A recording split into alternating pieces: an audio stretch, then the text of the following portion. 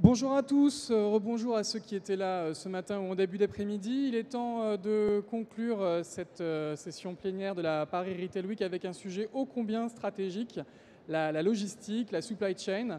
On a parlé ce matin de mobilité, on a parlé ce midi de marketing direct et donc on va parler plus précisément de l'accelerated supply. Et avant de démarrer la table ronde, j'invite Cécile Buffard, rédactrice en chef adjointe de Point de Vente, à me rejoindre sur scène. Bonjour Cécile. Alors Cécile, en 30 secondes, parlez-moi un petit peu de votre publication Point de Vente. J'imagine c'est le front office, mais c'est aussi le back office, la logistique. Oui, alors effectivement, c'est les deux. C'est à la fois devant et derrière. C'est tout ce qui va concerner les solutions, c'est tout ce qui va concerner la logistique, la supply chain, les logiciels pour les professionnels, l'équipement en magasin, puisqu'on est aussi sur Equipmag, et évidemment le digital, qui est quand même le grand sujet qui nous réunit tous aujourd'hui. L'heure est également à l'omnichannel, également pour votre publication. Oui, voilà, c'est ça. C'est la connexion entre tous les canaux et ça donne matière à réflexion et à beaucoup d'idées et de concepts nouveaux dont on va parler tout de suite. Alors très bien, alors vous avez la responsabilité de cette plénière de clôture. J'espère que les débats seront passionnants. Je vous laisse avec vos invités. À tout à l'heure pour une rapide session de questions-réponses avec la salle. Bonne table ronde. On peut l'applaudir, oui, on peut l'applaudir. Merci.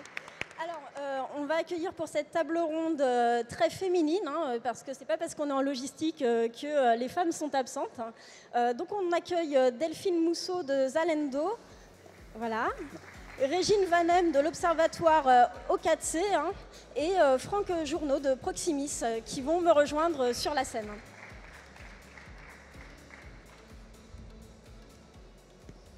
Alors, asseyez-vous. Alors, on a décidé délibérément de mettre les fauteuils debout pour que vous puissiez nous voir. Voilà. Alors, livraison par drone, e-livraison, on voit bien que les attentes des consommateurs aujourd'hui ont énormément évolué, que les technologies ont fait évoluer aussi nos modes de consommation, nos modes d'achat. Pour parler de tout ça, j'accueille donc mes trois invités sur l'impact finalement de ces nouvelles technologies et de ces nouveaux modes de consommation sur la logistique.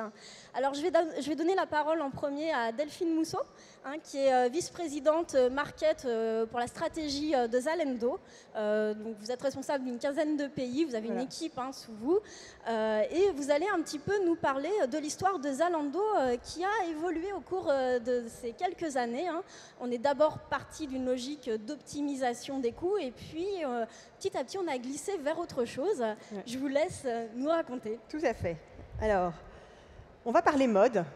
Je sais qu'en ce moment, on est plutôt dans l'été, mais la météo me dit que dès ce week-end, vous allez penser à acheter votre garde-robe d'automne. Alors, chez Zalando, on s'est mis dans une idée un peu visionnaire en se disant qu'est-ce qu'on aimerait avoir dans l'univers de la mode.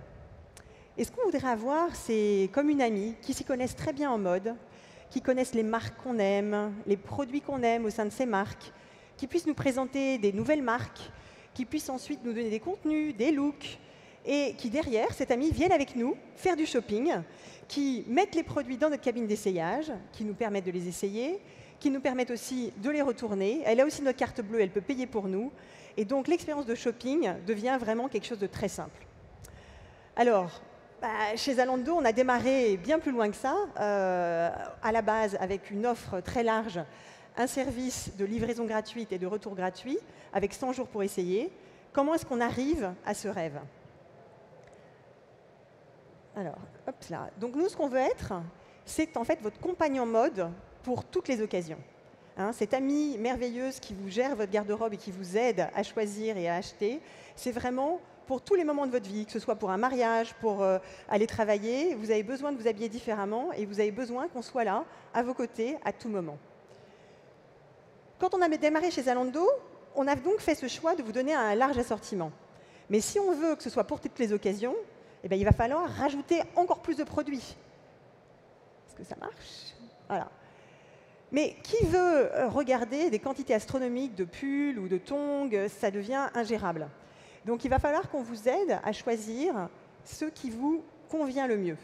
Donc, d'un très large assortiment, on rajoute une personnalisation qui va nous permettre de vous proposer les produits qui vont vraiment vous convenir. Bon, c'est bien d'avoir les produits qui nous conviennent, mais ça manque un peu d'inspiration.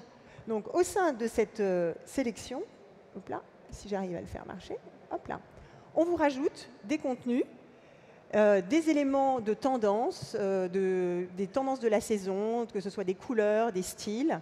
Donc ça, c'est des choses que vous pouvez déjà voir aujourd'hui sur Zalando dans notre appli. Où vous avez déjà des inspirations et des éléments personnalisés dans votre flux de produits pour vous aider à choisir la mode qui vous convient.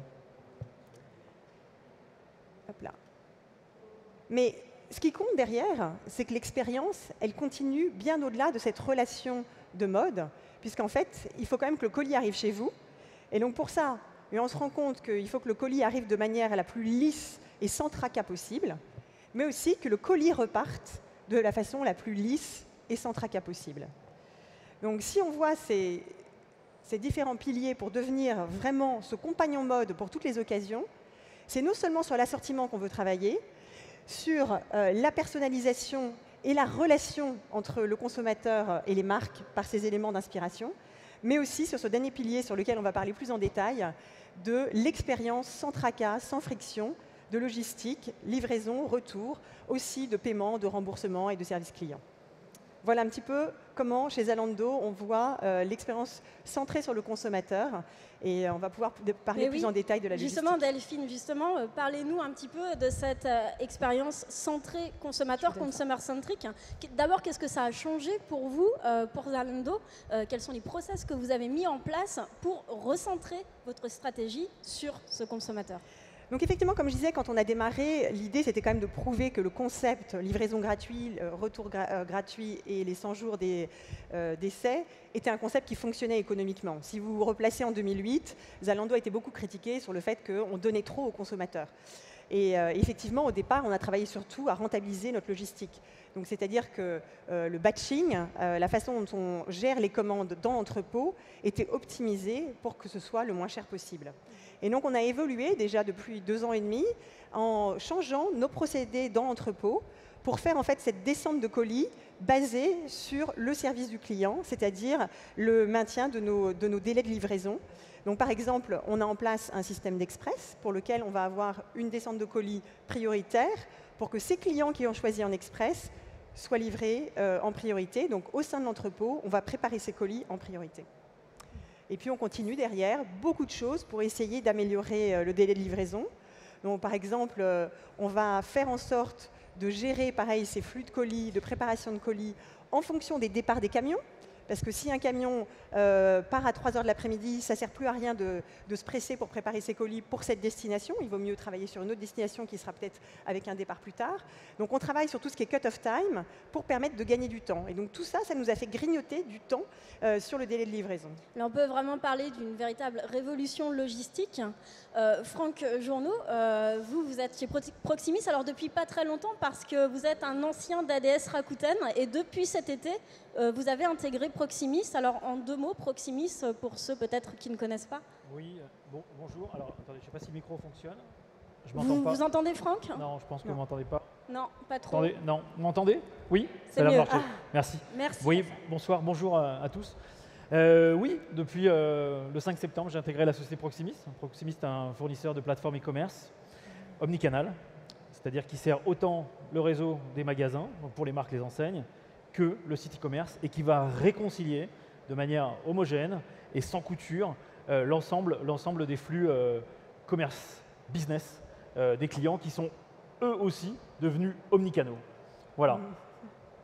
Ça, c'est pour Proximis. Ça, c'est pour votre présentation. C'est depuis le 5 septembre. Mais alors, quelle est votre vision, vous, de la logistique? Voilà. Et accessoirement, j'ai passé une douzaine d'années, moi, dans la e-logistique. Donc, je suis un ancien de la logistique du e-commerce.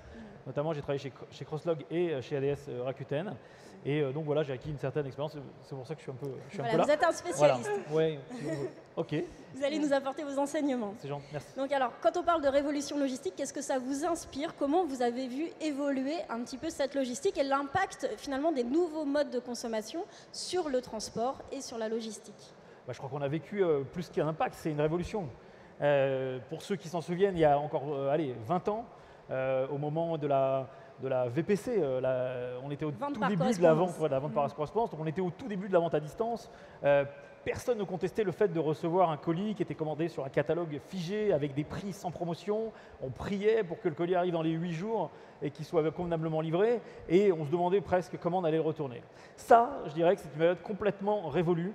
Les comportements ont changé, notamment grâce à l'arrivée du e-commerce. On est passé sur un mode où le e-commerce s'est imposé en même temps que les magasins. Ils ont coexisté. C'est pour moi la logistique 2.0. Lorsqu'on veut acheter quelque chose, on a des solutions online et des solutions offline.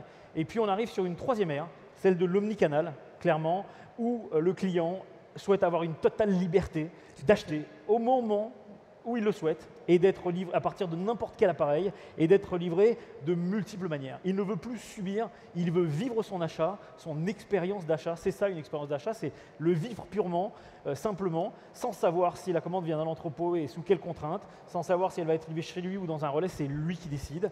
Et de là, j'ai construit un concept, j'ai repris un concept que je fais revivre aujourd'hui, que j'appelle moi l'omnilogistique, c'est-à-dire une logistique omniprésente qui tourne autour du client et qui n'est plus subie comme elle l'était auparavant. Alors, c'est quoi la différence entre la e-logistique et l'omni-logistique? La e-logistique, c'est d'abord, la e-logistique, c'est quoi? C'est la logistique du e-commerce, tout simplement. La logistique du e-commerce est née à peu près il y a une quinzaine d'années. Pourquoi? Parce que les prestataires traditionnels, plutôt spécialisés en B2B, n'avaient jamais cru dans la logistique du e-commerce. Pour eux, il y a 15 ans, ça ne représentait rien ou quasiment rien parce que distribuer un particulier, c'était pour eux quelque chose de non représentatif. Donc, à partir de là, et comme ça se fait tout le temps, sont nés des experts. Vous aviez eu Crosslog, dont je viens, mais aussi Morin Logistique, Orium, qui ont créé une logistique fine. On parlait d'épicerie fine en termes de logistique, où on allait préparer une commande pour un individu dans un papier de soie, avec un bon de préparation, des échantillons et autres, et ça n'avait rien à voir avec la logistique traditionnelle, logistique de palette plutôt, et autres. Ça, c'est la e-logistique. L'omnilogistique, c'est celle qui va raccourcir les délais. Très clairement, on va parler d'omnilogistique parce que les clients ne veulent plus subir cette logistique descendante où ils vont passer une commande un jour et on va devoir à un moment décider, on va dire c'est le cut-off. À partir d'aujourd'hui, la commande passée avant 15 h par exemple sera remise au transporteur le soir même. Si à 15h01 elle est remise, elle sera livrée 2 jours après. Le client souhaite avoir des délais plus courts tout simplement parce qu'on l'a habitué à mieux. Et qu'est-ce qui les a habitués à mieux? Très clairement, c'est Amazon. Amazon a créé un vrai bing bang dans la nouveauté en termes de besoins des clients. Pourquoi? Parce que tout le monde s'était accordé il y a encore un an et demi pour, on va dire, considérer comme un standard de livraison le J+2, c'est-à-dire la norme Colissimo, mais aussi le délai indicatif fourni par les prestataires de livraison hors domicile, tels que les relais. Et tout le monde s'était accordé pour dire que c'était le standard. Et Amazon a dit non. Aujourd'hui, je vais proposer une offre payante sous forme d'un abonnement, mais une offre illimitée qui va vous permettre de recevoir dès le lendemain de votre commande, c'est l'offre premium, ce que vous avez commandé. Et quand vous l'avez testé une fois, vous avez ringardisé le J+2, tout simplement. Les consommateurs sont addicts. Delphine, Oui. vos clients attendent de vous aussi une rapidité, une efficacité, une souplesse également? Alors tout à fait, c'est vraiment une logique d'éducation. On a fait des tests par exemple de livraison le jour même et on voit la satisfaction des clients et on voit aussi que ça change les attitudes d'achat. Si on se dit qu'on va mettre 4 jours à avoir quelque chose, on réfléchit, on va prévoir son achat. Si on sait qu'on va l'avoir le lendemain, ça devient on a plus de place pour des achats d'impulsion. Et donc du coup, ça change la dynamique, la relation avec le marchand. Et comme pour nous, c'est dans une logique où la personne reçoit et elle essaye chez elle, et ensuite elle retourne ce qui ne lui va pas, il faut absolument que ce premier acte d'achat, il soit facile, il soit simple, et donc plus on livre vite, on s'en rend compte dans les statistiques, plus les clients reviennent. Alors on parle d'omnilogistique. Franck, je crois que vous avez aussi un scénario pour l'omnilogistique de demain en plusieurs points. Peut-être que vous pouvez nous en dire un peu plus sur cette vision. En fait, si Amazon a créé un bing bang par rapport à ses délais de livraison, notamment sur la transformation de ce qui pouvait paraître luxueux, une livraison le lendemain, c'était de l'express, c'était 15 €, c'est 3% d'un budget sur un plan de transport. Élever ce J+1 à un standard de livraison e-commerce, c'est forcément mettre une bombe à l'intérieur des transporteurs, des autres transporteurs qui n'étaient pas prêts à le subir. Et vous aurez remarqué à quel point les transporteurs traditionnels ont complètement d'ailleurs loupé le virage de la livraison H+, qui rejoint un peu ce besoin, au point que des startups comme Delivery, Colliweb se sont installés dans un paysage extrêmement mis à jour, où vous avez d'un côté Amazon qui vous fait du J+1, donc du H+24, ou même plus court, du H+16, du H+18, puisque lorsque vous commandez jusqu'à 17h sur Amazon, vous êtes livré le lendemain matin, donc on est sur du H+17, et en bout de chaîne, du H+1, H+2, H+4, dans un contexte accessible. Alors, s'il y a des transporteurs dans la salle, vous aurez le droit de poser des questions à la fin de cette table ronde. Bien volontiers. Bien volontiers. Et donc, c'est donc ce contexte que si cette nouvelle donne d'aujourd'hui a créé une vraie secousse à travers les transporteurs, elle va forcément créer une réorganisation à travers la logistique et notamment les schémas de e-logistique d'aujourd'hui. Le mi-logistique de demain, alors, c'est quoi? En fait, il faut déjà savoir dans quel contexte on va se situer pour savoir comment on va pouvoir aboutir et quels vont être les nouveaux schémas. Alors, je ne sais pas comment on se sert de ça. On appuie sur le vert. Le slide. Le vert. La nouvelle technologie. Alors, j'ai parlé d'Amazon et de l'impact sur le premium qui a modifié nos habitudes et ça, on est en train de le vivre progressivement. Et Amazon l'a lancé, d'autres sont en train de suivre. Vous avez plusieurs offres premium sur d'autres sites qui offrent exactement le même service, c'est-à-dire une livraison le lendemain de la commande sans frais de port. Donc, qu'est-ce qu'on peut se dire? Quelle est la donne aujourd'hui? Le premier des éléments à prendre en compte, c'est un passage, un transfert culturel. On va passer d'une génération J+, à une génération H+. H+1 pour les livraisons express, c'est le nouvel express, jusqu'à H+2, H+4, dans lesquels sont en effet engouffrés les startups dont j'ai parlé tout à l'heure, jusqu'à H+24 qui va devenir le standard. Au-delà, on est sur quelque chose qui va être défaillant ou insatisfaisant pour le client d'aujourd'hui. Quel va être l'impact? Le premier impact, c'est qu'il va falloir réfléchir sur l'organisation logistique d'aujourd'hui, qui est plutôt une organisation que j'ai qualifiée de monolithique. Vous avez un entrepôt central situé à la périphérie des villes, entre 50 et 200 km des villes, loin des clients finaux, à une logistique omniprésente. Il faut que si on veut obtenir des délais courts, il faut que les stocks soient proches des clients, et donc il faut créer une logistique omniprésente. On ne peut pas se satisfaire d'un entrepôt où le stock est concentré à un endroit éloigné et se dire je vais faire du H+. C'est impossible et ça ne répond plus aux besoins d'aujourd'hui. La conséquence numéro 1, c'est qu'il va falloir certainement passer d'un stock centralisé à un stock décentralisé, ou plutôt un stock avancé. C'est-à-dire, décentraliser un stock ne veut pas dire grand-chose, mais plutôt se dire, voilà, si je veux gagner en délai, je vais devoir rapprocher les produits que je vends des gens que je touche, tout simplement. C'est le deuxième constat. Le troisième, c'est qu'il va falloir sortir de cette logistique en silo qu'on s'est forcé à construire, notamment grâce à l'informatique qui nous dirige aujourd'hui, où vous avez d'un côté la logistique B2B, la logistique B2C, souvent et parfois avec des entrepôts différents, parfois lorsque c'est réuni, parfois avec une partie e-commerce externalisée, j'en viens, je peux en parler, avec des flux d'informations différents, et à côté même vous avez les fournisseurs. Bon. Très clairement, si on veut être près des clients et ne jamais louper une vente et pouvoir les livrer quelques heures après le passage de commande, il va falloir casser ces silos, très clairement. Les casser, ça veut dire avoir intégré cette notion de stock unique. Le stock unique, c'est quoi? C'est la possibilité, de façon très concrète, pour un vendeur d'une boutique des Halles chez Bisbee, par exemple, ou d'un directeur de supply chain sur une tablette, d'avoir, lorsqu'un client lui demande la disponibilité d'un article, savoir qu'il en reste 2 dans le magasin, 30 dans les magasins proches, 50 dans les magasins à plus de 50 km et 300 dans le stock global, e-commerce ou B2B, de façon à pouvoir le faire agir. Et de la sorte, pouvoir répondre à une demande en disant, voilà, je suis en face à face avec vous ou je suis sur mon site e-commerce, j'ai cette notion qui va me permettre de savoir si l'article est disponible et du coup entraîner forcément des réorganisations dans la façon dont le colis va être préparé. La logique e-commerce, c'était de faire partir le colis du site e-commerce. La logique B2B, c'était de se dire j'approvisionne mes magasins. Vous aviez une logique transverse, notamment grâce à l'arrivée du Web to Store sur les 4 dernières années, enfin transverse, mais néanmoins, vous avez 200 enseignes qui se sont glissées dedans, ou à partir du site internet, lorsque vous alliez sur la fiche produit, vous avez la possibilité toujours de se dire, voilà, soit je le commande et je le fais livrer chez moi, soit je m'aperçois qu'il est disponible en magasin. C'est ce qu'on appelle la e-réservation. Et c'est une forme de béquille omnicanal qui va, je dirais, de façon scindée informatiquement, de façon scindée dans les process, pouvoir se dire, voilà, finalement, à quoi bon commander un produit et le recevoir 1 ou 2 jours après, alors qu'à 100 mètres de chez moi, le produit est disponible. On est déjà dans une logique, pas forcément de stock unique, mais de disponibilité offerte au client pour choisir son mode de prise en main, de possession du produit. Donc, soit il le réserve, soit il le paye, les options sont ouvertes. Ça, c'est une logique de stock unique dans laquelle on doit impérativement rentrer si on veut vraiment faire de l'omnicanal et développer cette omni-logistique.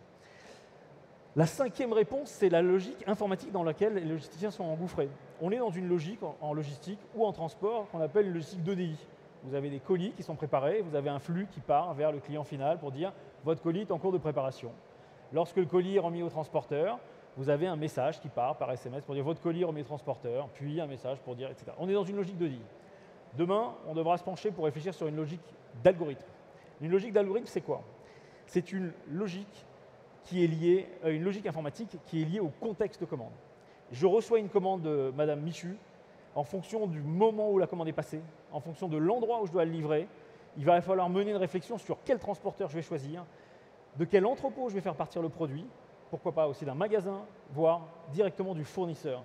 Donc on a une réflexion dite de contexte de commande qui va s'enclencher et qui va sortir d'une logique unique dans laquelle on était entré.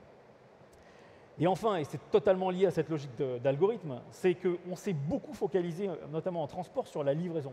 Les délais de livraison, les instances, les litiges en cas de mauvaise livraison, la casse, la perte, la prise en main, le click-to-possession. Mais on s'est posé très peu de questions, vous le voyez, vous le vivez au quotidien, sur le lieu d'enlèvement. Quand vous travaillez sur un site et que vous contactez un transporteur, ils vous disent quel est le lieu d'enlèvement, mais ils ne le négocient jamais. Alors qu'il aurait peut-être préféré que ce lieu d'enlèvement soit proche de son hub, de façon à raccourcir son coût d'enlèvement. On aurait peut-être pu valoriser des cut-offs plus tardifs, etc. Donc, il va falloir réfléchir sur les coûts d'enlèvement, sur le point d'enlèvement, parce que c'est aussi un point central d'une omni-logistique réussie. Et lorsqu'on rassemble ces points… En 2 mots. Vous vouliez le dire, oui, en 2 mots. J'avais envie de faire réagir Delphine sur ce qu'elle pensait d'ailleurs de tout ça et ce qui était mis en place chez Zalando en matière de désilotage, si on peut dire ça comme ça. Et je sais que vous travaillez, vous avez des projets innovants sur les entrepôts et aussi sur les stocks, puisque vous travaillez avec une marque. Tout à fait. J'aimerais que vous nous parliez de tout ça. Alors, il y a effectivement différentes étapes. Comme Franck disait, il y a la logique de est-ce qu'on part d'un entrepôt central loin et optimisé ou est-ce qu'on se rapproche du client? Donc on a déjà mis en place cette logique d'entrepôt satellite. On a lancé l'année dernière en Italie, enfin au début de cette année plutôt, en Italie un entrepôt satellite dans la région de Milan qui nous permet de servir les clients de la région de Milan et Rome sur des délais beaucoup plus courts. Et bien sûr, on a dans cet entrepôt qu'une petite partie de l'assortiment, mais qui fonctionne mieux pour le client italien. Et donc, si on commande, on peut avoir des livraisons soit de l'entrepôt central, soit de l'entrepôt italien. Alors, donc ça, c'est une première réponse. Il faut savoir que pour Zalando, excusez-moi de vous couper, tout vient d'Allemagne. Tous les produits viennent d'Allemagne. Voilà. Alors, aujourd'hui, on a 3 entrepôts principaux qui sont situés dans différentes parties d'Allemagne.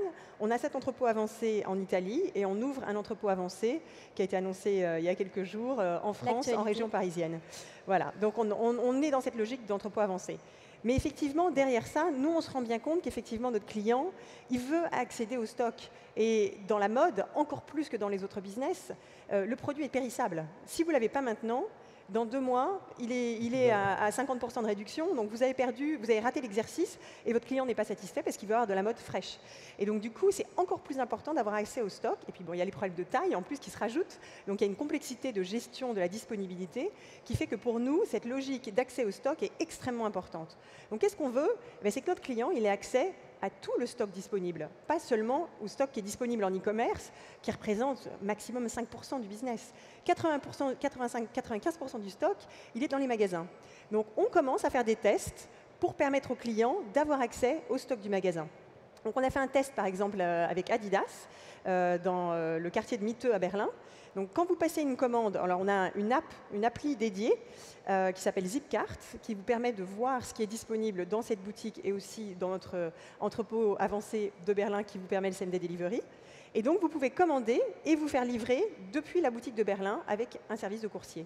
Donc on est dans cette logique où on met en contact le consommateur avec le stock physique disponible du magasin. Franck, vous vouliez réagir? Bah oui, parfaite transition pour moi, parce que Zalando est un pure player. Oui. Dans ma réflexion sur la réorganisation de la logistique, et ce qui m'amène à penser que les tendances qui vont arriver demain, où on va voir, pas forcément disparaître, mais cohabiter l'entrepôt B2B ou l'entrepôt du e-logisticien, c'est que pour moi, la solution de demain en logistique, c'est le magasin. C'est ce que j'ai appelé dans ce slide la revanche du magasin. Pourquoi? Parce que le magasin a cette capacité de gérer, de jouer ce rôle d'entrepôt de proximité, tout simplement parce qu'il a le stock, tout simplement parce qu'on lui a fixé des rôles qui sont aujourd'hui différents de ceux qu'on lui avait donnés auparavant. Moi, quand je travaillais en boutique, je l'ai pu le faire quand j'étais étudiant, il fallait venir à l'heure, bien sûr, et vendre, vendre, vendre. C'était les trois programmes de la journée. Aujourd'hui, le magasin a bien changé. D'abord, très clairement, et puis beaucoup d'enseignes s'en plaignent, c'est que c'est devenu un showroom. Très clairement, les clients viennent voir les produits dans le magasin, viennent peut-être même les essayer, hein, et puis ensuite vont les acheter, c'est Zalando. Alors dans notre métier, c'est un peu différent parce qu'il n'y a pas de course au prix, on respecte les prix recommandés.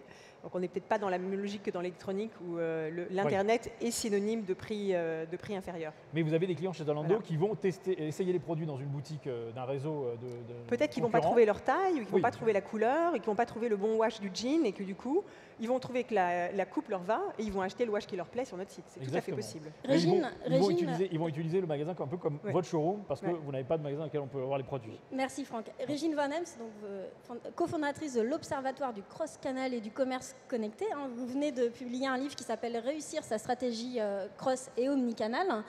Vous, ça doit vous parler, la revanche du magasin. La revanche du... Ça ne marche pas. Donc la revanche du magasin, oui. Alors, comme vous l'avez vu ici, on est passé du cross-canal à l'omnicanal. Et effectivement, dans cet omnicanal, qu'est-ce que ça veut dire omnicanal? C'est omni, ça veut dire tout point de contact. Donc on a une multiplication des points de contact. Et ce dont on se rend compte aujourd'hui, c'est que non seulement on multiplie les points de contact, mais progressivement, ces points de contact vont se mettre sur le parcours de vie du client. De moins en moins, le client va être d'accord pour faire des détours, pour aller faire son shopping. Et de plus en plus, c'est le shopping qui va venir finalement sur le parcours de vie. Je parle bien du parcours de vie. Je vous rappelle, il y a encore 10 ans, quand vous vouliez acheter quelque chose sur Internet, ou il y a 5 ans, vous deviez le faire de chez vous. Donc certes, vous aviez une liberté de pouvoir commander chez vous, mais cette liberté était limitée. Le smartphone est arrivé, et là, vous avez une liberté de pouvoir commander, acheter n'importe où, commerce à Tawadak, anywhere, any device, et donc vous aviez cette liberté de commander. En revanche, vous n'aviez pas la liberté de vous récupérer le produit là où vous le souhaitiez. Donc moi, je suis convaincue que demain, cet omnicanal va faire que la livraison va être sur le parcours de vie du client et que ce point de contact, qui est le moment où on remet le produit au client, est un point de contact extrêmement important, qu'on a sous-estimé, qu'on n'a pas beaucoup soigné. Et je pense que quand on reçoit son cadeau, son produit, eh bien, il y a de l'expérience, il y a de l'émotion. Il faut savoir que chez Auchan, quand ils ont travaillé sur le drive, ils avaient au départ, au niveau du drive, des manutentionnaires qui mettaient les produits, finalement, des clients dans les coffres. Et ils se sont rendus compte que c'était le point de contact le plus important, quasiment le dernier, et donc que l'humain était extrêmement important. Donc ça veut dire qu'il fallait bien servir le client, mais il fallait également des gens qui aiment la relation client. Donc ils ont revu toute leur politique de recrutement pour réinventer ce point, ce moment où on remet le cadeau, entre guillemets, le produit qu'il a acheté au client. Donc demain, ça sera ça, mais ça ira encore plus loin. C'est-à-dire que demain, on va être capable de vous livrer le produit là où vous en avez envie, au moment où vous en avez envie, sur votre parcours de vie. Et demain, on imbriquera du marchand dans votre espace non marchand. On entend beaucoup dire, l'omnicanal, c'est que les canaux doivent être synchrones entre eux. Moi, je dis oui, mais c'est plus que ça. Les canaux doivent être synchrones entre eux, mais ils doivent surtout être synchrones avec le temps du client. Je vais vous donner l'exemple d'une pharmacie, CVS Pharmacy aux États-Unis, qui a proposé une nouvelle forme de click and collect. Donc c'est une pharmacie, vous avez un médicament, vous êtes pressé, vous commandez votre médicament, vous êtes géolocalisé, la personne qui est dans la pharmacie identifie à quel moment vous allez arriver et sort de sa pharmacie pour vous remettre vos médicaments.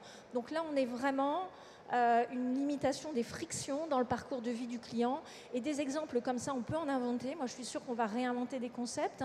Ça existe. Je vais commander mes fruits et légumes sur Internet. Demain, mon marchand de fruits et légumes préféré sera à la sortie de mon train. Il me connaît, c'est toujours le même. J'apprécie de le voir. Il me mettra un petit truc, du persil en plus, parce qu'il sait que j'adore le persil. Et donc, on va réinventer un commerce qui se rapproche du parcours de vie des clients. Voilà. Alors, le consommateur, là-dedans, a aussi de nouvelles exigences. Vous dites l'omnicanalité a influencé la supply chain. Aujourd'hui, les marques essayent, et les enseignes et les distributeurs, d'offrir le meilleur service aux consommateurs. Qu'est-ce que ça implique, qu'est-ce que ça change dans la façon de travailler des enseignes et des marques? Façon de travailler des enseignes et des marques, aujourd'hui, je ne sais pas si vous avez déjà vu du click and collect. Du click and collect, c'est on va sur Internet, puis on va aller chercher le produit en magasin. En général, on a beaucoup étudié la psychologie des gens qui font du click and collect. On se rend compte qu'il y a beaucoup de gens qui vont sur Internet pour pouvoir gagner du temps en magasin. Je vous invite maintenant à regarder ce qui se passe quand vous allez dans un point de retrait, dans des grandes enseignes de distribution. Et là, vous allez voir qu'il y a des queues incroyables, source d'irritation énorme pour quelqu'un qui pensait gagner du temps et qui, au contraire, en perd. Donc, on a des gens très organisés dont l'enseigne n'est pas synchrone avec cette personne. Donc, demain, je rêve, et ça existe déjà, chez l'Occitane, si vous avez l'application l'Occitane, elle identifie que vous rentrez dans le point de vente et à partir de là, plutôt que de me faire la queue, une vendeuse, ma vendeuse préférée, de préférence, va pouvoir m'amener le produit. Donc, je continuerai mon shopping, elle m'amènera le produit et elle me dira, Régine, vous savez, avec ce produit l'Occitane, il y a quelque chose qui vous plairait beaucoup parce qu'elle-même aura effectivement un device où elle aura mon historique d'achat.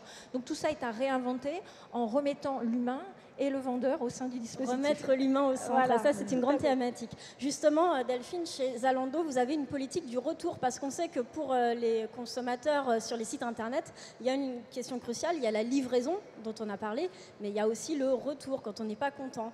Alors vous, c'est un problème que vous avez pris à bras le corps chez Zalando. Oui, alors tout à fait. Comme vous savez, Zalando a été créé en Allemagne, et en Allemagne, il y a des points différents. Donc effectivement, la logistique a toujours été historiquement plus rapide, mais aussi il y a un autre point très important, c'est que la plupart des gens payent sur facture. Et donc du coup, comme ils ne sont pas engagés, quelque part l'acte d'achat se fait à la maison une fois que j'ai reçu le colis, les gens ont tendance à acheter beaucoup plus et à retourner plus. Et finalement, c'est ce qu'on veut. On veut transférer la cabine d'essayage du magasin à la maison. Et donc pour ça, une fois qu'on a promu cette facilité de paiement et qu'on a permis aux gens de commander beaucoup, il faut que le retour du produit soit une expérience agréable. Parce que tout ce qu'on a gagné sinon à la livraison devient une catastrophe et on retrouve le tracas à ce moment-là. Et donc du coup, on a travaillé sur les expériences de retour. Et là, de la même façon, j'aime beaucoup l'idée de la pharmacie, de la même façon, on se dit, quand j'ai essayé mon produit, je veux le retourner, je le remets dans la boîte, je tire la zipette, je remets l'autocollant, je mets mon étiquette de retour, je vais sur l'app, je clique, enlevez-moi le colis. Et ça, c'est ce qu'on a mis en place en test aux Pays-Bas, qui est en train d'être étendu maintenant à Amsterdam, La Haye et Rotterdam. Et donc, vous cliquez sur l'appli et votre colis est enlevé dans l'heure qui suit par un coursier. Et donc ça, c'est vraiment une expérience de retour qui reçoit un très grand succès auprès de nos clients et qui rend l'expérience d'achat vraiment bien plus confortable. On imagine que tous ces services nouveaux, toutes ces solutions représentent un certain budget aussi. Il y a une question financière, il y a une question de coût dans cette omni-logistique, omni-canalité. Franck, peut-être que vous avez quelque chose à dire là-dessus ? Alors, il y aurait beaucoup de choses à dire sur les retours. Et moi, je salue déjà le travail d'innovation de Zalando par rapport à ce qui se fait, parce que si un client rentre sur un site ou vit une très mauvaise expérience en matière de retour, on a la garantie qu'il ne commandera plus jamais. On est bien d'accord ? Bon, c'est pas le but. On a tellement eu de mal à le faire venir. Bon. Et il se trouve qu'en face, vous avez des prestataires transport qui n'ont jamais considéré le retour comme une prestation standard. Le retour pour les transporteurs, et les changements sont extrêmement récents et encore culturellement ils n'existent pas, c'est que le retour est une variable d'ajustement qui sert à remplir les camions, et dès que les camions sont pleins, on renvoie le colis vers la plateforme et vers la plateforme d'expédition. Et lorsque vous regardez les délais d'expédition, moi je parlais de H+, et qu'on regarde aujourd'hui les délais qui ont été mesurés par des organismes extérieurs comme Etincell par exemple, sur les délais de retour, on est encore sur du J+4, ce qui n'est pas admissible. Ce qui veut dire aussi que le remboursement a lieu à J+4, d'où la dissatisfaction de notre consommateur. Exactement. Quand il a payé en amont. Et quand on regarde les pays qui sont en avance sur la France, c'est pas difficile, ce sont les pays anglo-saxons. L'Allemagne a une avance extraordinaire. On est encore en France sur les, allez, vous me dites si je me trompe, mais sur les produits textiles entre 12 et 17% de taux de retour en France, alors qu'on est à 40-50% sur l'Allemagne. On fait monter, on fait monter. On fait monter encore. Vous voyez, vous souriez alors que les retours montent. Ça aussi, c'est un changement culturel. Parce que quand on avait des retours et qu'on était un site marchand, c'était aussi ennuyeux de le gérer. Aujourd'hui, c'est presque une joie de savoir qu'on va retourner un produit parce que c'est un client conquis, c'est un client qui va commander à nouveau. Exactement. Donc il y a déjà un écart culturel, qui a une bascule qui s'est faite chez vous, qui n'est pas si évidente chez les autres parce que le coût de retour, il est encore très cher. Zalando a les moyens de le financer. Très clairement, c'est très centré sur le client. C'est un investissement qu'on fait vis-à-vis du client. Le client, on peut le servir par des services comme la livraison, le retour. On peut le servir avec des réductions, des promotions. Il y a plein de façons de lui restituer de la qualité. La question, c'est est-ce qu'aujourd'hui, c'est un luxe d'offrir une livraison en 24 heures? Est-ce que c'est un luxe d'offrir des retours quasiment en 24 heures aussi, quoi? Alors, quand on parle de retour instantané, bien sûr, on parle de zone urbaine dense. À la campagne, ce sera forcément une autre forme de retour instantané, peut-être sur un créneau de 2 heures ou de 4 heures, avec une prise de rendez-vous, donc ce sera quelque chose de différent.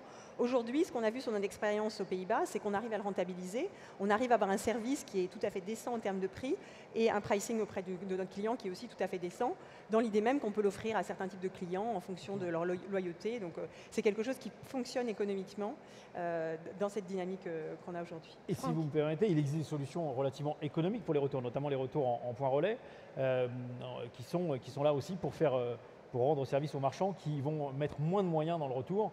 Le retour ayant une valeur pour la plupart des sites marchands aujourd'hui inférieure en termes de vente, puisque ça va correspondre aussi à un remboursement, et le besoin de vitesse n'existe pas. Maintenant, on parle d'omnicanalité, je ne veux pas représenter toute la profession des retailers, mais je parlais tout à l'heure de casser les silos. Il est aujourd'hui incroyable et inadmissible lorsqu'on achète un produit en ligne sur une marque et qu'on essaye d'aller rendre ce produit dans un magasin, se voir entendre dire par le vendeur « Oh là là, ça c'est pas nous, c'est le e-commerce ». Il faut changer immédiatement ses habitudes. Pourquoi? Parce que ça ne fonctionne plus. On parle d'un fonctionnement où on va casser les silos, c'est aujourd'hui la tendance. On parlera de commerce connecté, moi je parle de commerce unifié, c'est-à-dire où le e-commerce et le commerce des retailers soit finalement le même. On s'en fout que le client est commandé par Internet. S'il a envie de rendre le produit en magasin, il faut lui offrir la solution. D'autant que le client revient en magasin et que d'après ce que j'ai vu à la conférence de la FEVAD, c'est une chance sur 3 en moyenne de lui vendre un autre produit. Donc, comme dit Régine, c'est l'intégration dans le cycle de vie à l'aller et au retour. Donc je dois déposer mon colis là où ça m'arrange, dans mon propre... Alors, au niveau des chiffres, on voit qu'il y a 54% des livraisons e-commerce qui se font hors domicile, et c'est très très fortement en croissance. Donc quels vont être ces points de livraison? Est-ce qu'on va faire comme Ikea qui installe des casiers à moins de 15 km ou 15 minutes de chaque personne? Comment on va se rapprocher de ce prospect? Quels sont les enjeux et comment fonctionner concrètement? Alors les casiers, c'est quelque chose qu'on regarde aussi. Moi, on a un casier en bas du bureau. J'avoue qu'on ouvre la porte, on met son colis, on referme. Il y a le retour boîte aux lettres qui est aussi important. Nous, on a des colis qui tiennent la plupart du temps dans votre boîte aux lettres. Donc, vous le remettez dans la boîte aux lettres, vous refermez. C'est quelque chose qu'on promeut et qui a beaucoup augmenté. Donc, c'est tous ces éléments de retour. Il faut offrir une palette de services au client.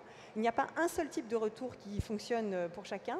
Il faut vraiment que le client ait le choix. S'il a envie de le déposer dans une consigne à sa gare de banlieue parce que ça l'arrange, très bien. Si le colis est très lourd parce qu'il a commandé 10 paires de chaussures et qu'il n'a pas envie de le trimballer, eh bien, on lui propose le retour instantané. Et demain, on aura peut-être de la logistique. On a déjà de la logistique collaborative, c'est-à-dire qu'on a Walmart aux États-Unis. Il y a quelqu'un qui s'est déplacé dans un magasin et un autre qui a acheté sur Internet. Celui qui s'est déplacé, qui habite juste à côté, pourra livrer le produit à son voisin. Donc on est vraiment dans des développements de logistique collaborative. Et je pense que, est-ce que demain on aura une appli à voir, qui pourrait faire des choses assez intéressantes. Mais justement, Régine, vous avez vu un petit peu l'exemple de Zalando. Pour vous, qu'est-ce que ça vous inspire? Dans votre livre, d'ailleurs, vous en parlez. Quelles sont les solutions pour améliorer la supply chain? Alors moi, je suis beaucoup, effectivement, expérience client, beaucoup marketing. Et j'aimerais donner cet exemple que j'ai trouvé vraiment formidable. C'est une entreprise qui s'appelle My New Designer, qui vend des produits qui sont des sacs. Donc vous savez ce que c'est qu'un sac pour une femme, c'est quelque chose de très important. On le choisit, on passe du temps. La vie d'une femme est dans son sac à main. La vie d'une femme est dans son sac à main, exactement, Cécile. Non seulement il est dans son sac à main, mais en plus ce site, c'est un site qui propose des produits très luxueux, très haut de gamme. Donc jusque-là, tout va bien. Vous achetez un sac à 800 €, il va vous être déposé par la poste. Pas très agréable comme sensation, comme émotion. Qu'est-ce qu'ils ont eu comme idée? Eh bien, ils ont simplement demandé à des gens de chez Uber, donc des conducteurs, des chauffeurs, de venir livrer le sac à 1 000 € chez la personne.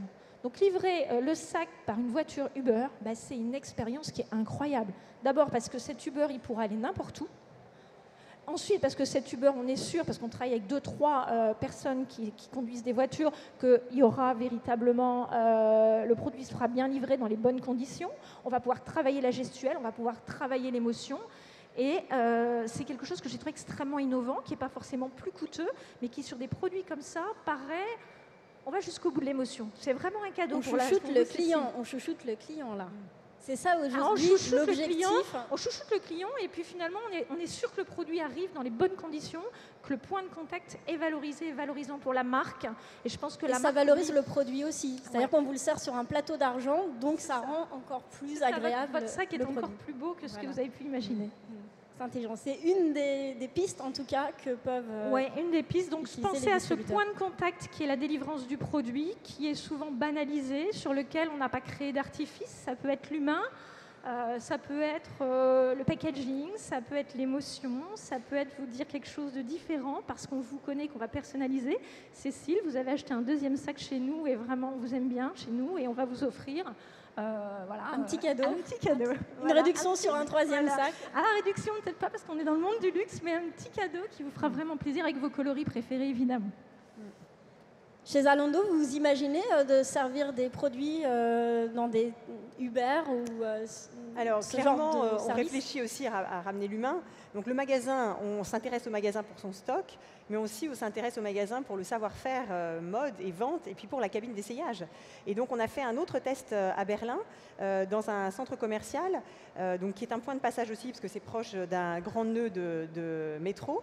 Et donc, on a proposé, on a vraiment fait un test grandeur nature. On a téléphoné à des clients qui devaient être livrés dans cette zone. On leur a proposé de venir chercher leurs produits directement dans un magasin, en fait, dans 2 magasins de ce centre commercial.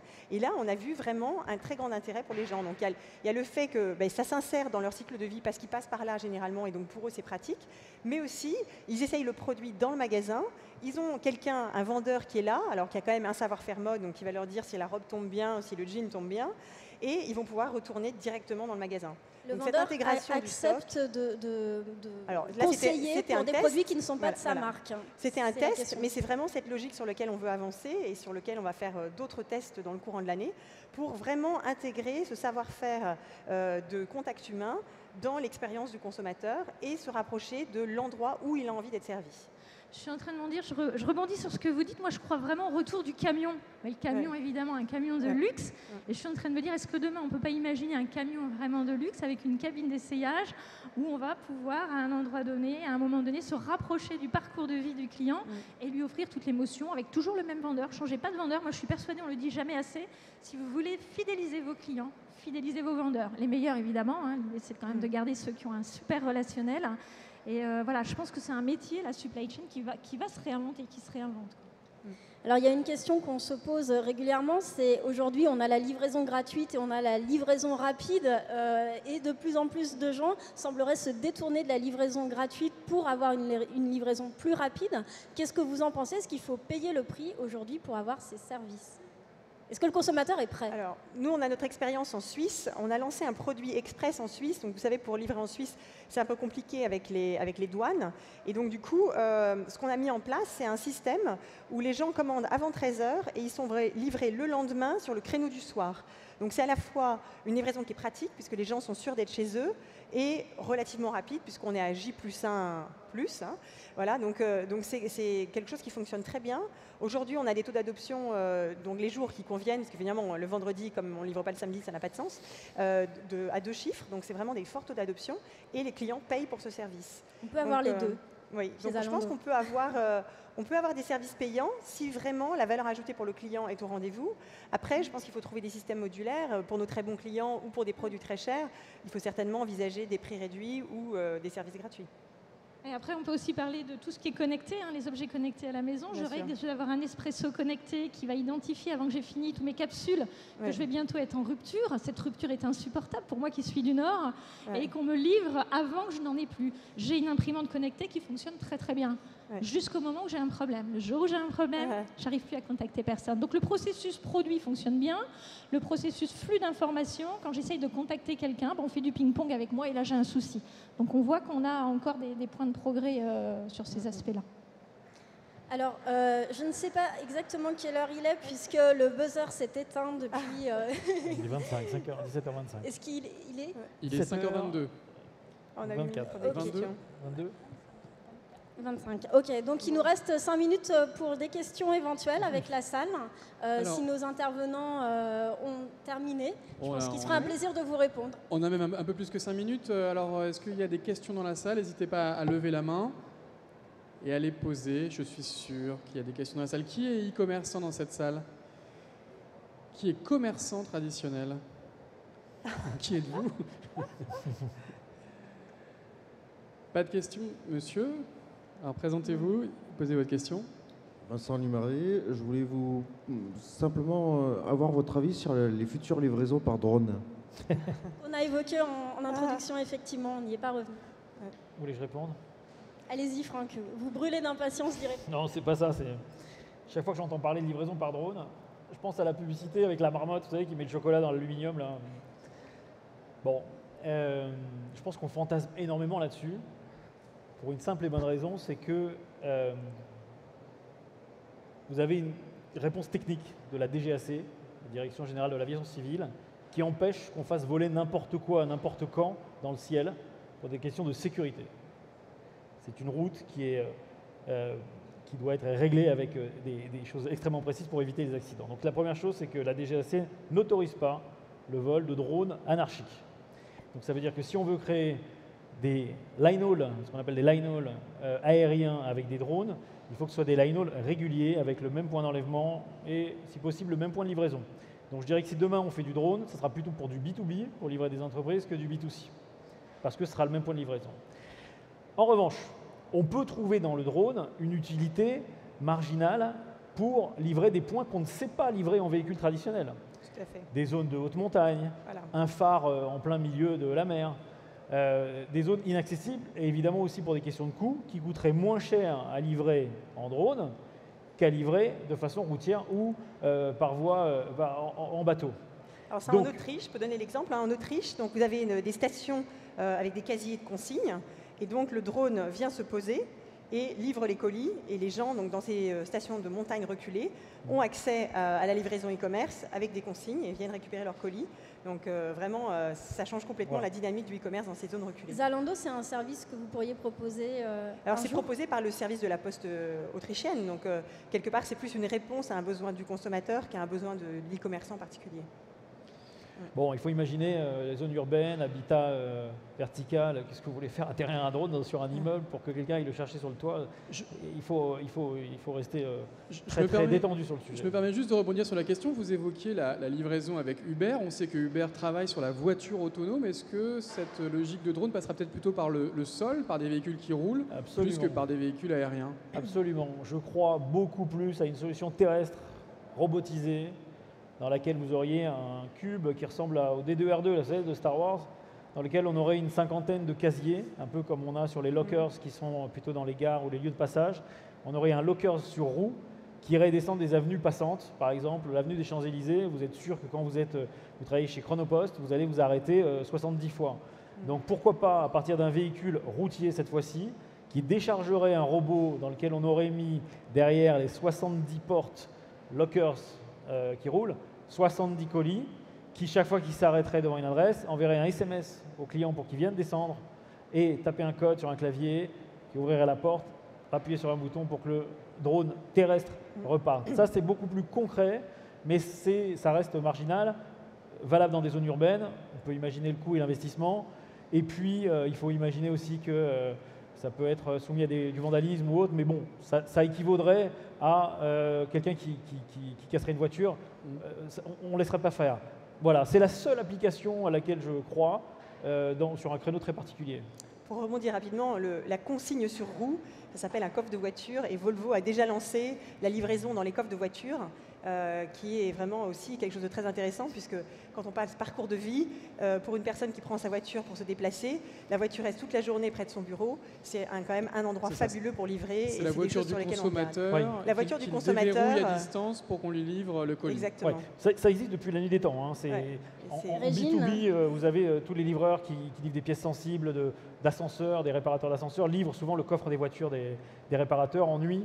Ils ont les clés, ils ouvrent et ils mettent les pièces d'ascenseur qui partent en SAV le lendemain. Donc l'avenir de la livraison, ça pourrait être une voiture autonome au coffre de notre voiture. Hein, ça pourrait être ça. C'est la partie, on va dire, sympathique.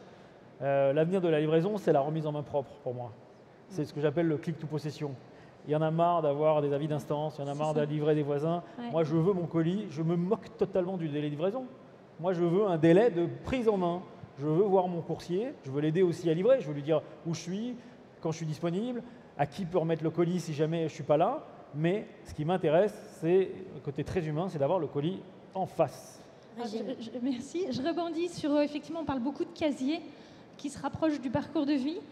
Mais j'ai tendance à dire, on passe déjà un temps fou sur des écrans qui sont froids, et on va se retrouver de nouveau devant un casier qui est froid. Alors je me pose la question, quelles sont les limites de ce modèle? Ça peut convenir à certains consommateurs qui n'ont envie de rencontrer personne quand ils font leur shopping, ça existe. Donc on peut faire une typologie de consommateurs, ça peut intéresser des gens, mais il y a des gens pour qui ça ne peut ne pas être intéressant. J'aimerais rebondir parce que Cocorico, c'est un Français qui l'a créé aux États-Unis avec un Américain. Je ne sais pas si vous avez entendu parler de ces voitures. Vous n'aurez plus besoin de faire le plein et d'aller aux stations essence. Quelle corvée que de devoir aller à une station essence. Il y a un Français qui a inventé le fait qu'on identifie où est identifié votre véhicule et on va venir vous mettre votre essence dans votre véhicule et les stations pourraient être amenées à disparaître. Donc on voit que là, c'est vraiment le point de contact qui se rapproche du client, quoi. Très bien. Est-ce qu'on a une autre question dans la salle? Profitez-en. Ce sera sans doute la dernière de cette session de la Paris Retail Week. C'est l'occasion pour être brillant. Non? Vous êtes certain? Eh bien, Cécile, je vais vous proposer de conclure votre session. Quel serait le mot de la fin? Alors, quel serait le mot de la fin? Je crois qu'on a tous vu que la révolution logistique était en marche. Hein. C'est presque un cliché de dire ça. Il n'empêche que la supply chain de demain va être polymorphe, va être fluide, va être plus efficace, va être parfois collaborative, à en croire Régine. Et en tout cas, c'est un vrai défi à relever pour les logisticiens, les enseignes, les marques, les e-commerçants, les transporteurs aussi, qu'on n'a pas entendu dans la salle, mais il y a une vraie révolution aussi à faire au niveau du transport. Bref, que des sujets, des grands chantiers à aborder pour les professionnels du retail. Et moi, je retiens que le point de vente sera incontournable et que le magazine Point de Vente, évidemment, sera indispensable pour comprendre cette révolution. Merci à tous les quatre. Merci à vous tous.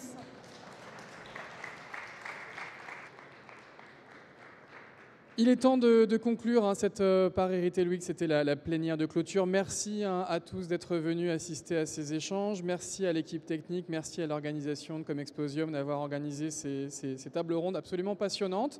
Et on vous donne rendez-vous directement l'année prochaine pour la prochaine édition de la Paris Retail Week. Ce sera aux mêmes dates, les 12, 13 et 14 septembre 2017. Donc à l'année prochaine. Merci à tous.